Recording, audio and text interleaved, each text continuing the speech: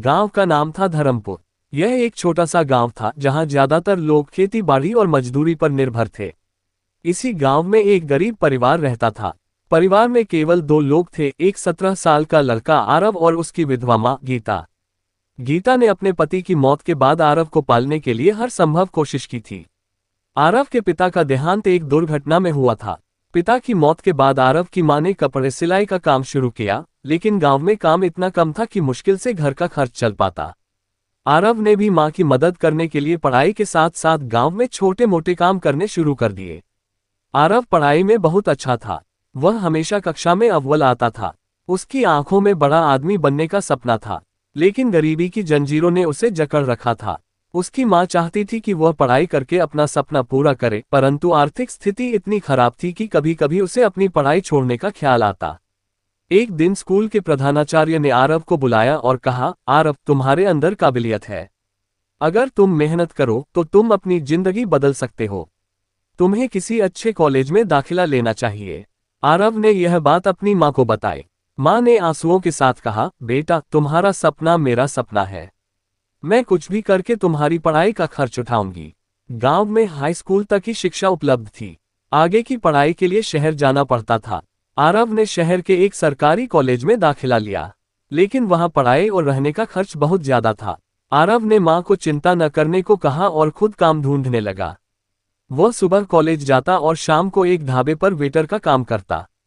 कई बार रात को वह इतनी थकान महसूस करता कि किताब खोलते ही उसकी आंख लग जाती, लेकिन उसने हार नहीं मानी। गांव के कुछ लोगों ने गीता को ताने मारने शुरू कर दिए। वे कहते, तुम्हारा लड़का शहर जाकर बिगड़ जाएगा, क्यों उसे पढ़ाई में फंसा रही हो। गीता ने हर ताने को चुपचाप सहा। उसने अपने मन में ठान लिया था कि वह हर हाल में अपने बेटे को पढ़ा लिखा कर बड़ा आदमी बनाएगी। आरव को कॉलेज की फीस भरने के लिए कर्ज लेना पड़ा। कर्ज चुकाने के लिए उसने और भी मेहनत शुरू कर दी। वह रातों को पढ़ाई करता और दिन में काम करता। कई बार उसे ऐसा लगता कि वह टूट जाएगा, लेकिन उसकी मां की आंखों में चमक और उनके सपने उसे हर बार हिम्मत देते। कड़ी मेहनत और संघर्ष के बाद आरव ने अपनी पढ़ाई पूरी की और इंजीनियरिंग की डिग्री हासिल की। डिग्री के बाद उसे शहर की एक बड़ी कंपनी में नौकरी मिल गई। पहली बार जब उसने अपनी तनख्वाह पाई तो उसने सबसे पहले अपनी मां के लिए एक नई साड़ी खरीदी। गीता ने आंसुओं से भरी आंखों के साथ कहा, बेटा, ये साड़ी नहीं, मेरे सपनों की जीत है। आरव ने अपनी नौकरी में दिन रात मेहनत की और जल्द ही तरक्की पाई। उसने गांव में एक स्कूल भी बनवाया जहां गरीब बच्चों को मुफ्त शिक्षा दी जाती थी। उसने अपनी मां को एक आरामदायक जीवन दिया और उनकी सारी इच्छाएं पूरी की। आरव ने अपने संघर्ष से यह सीखा कि हालात चाहे कितने भी कठिन क्यों न हो, अगर इरादा मजबूत हो तो हर बाधा को पार किया जा सकता है।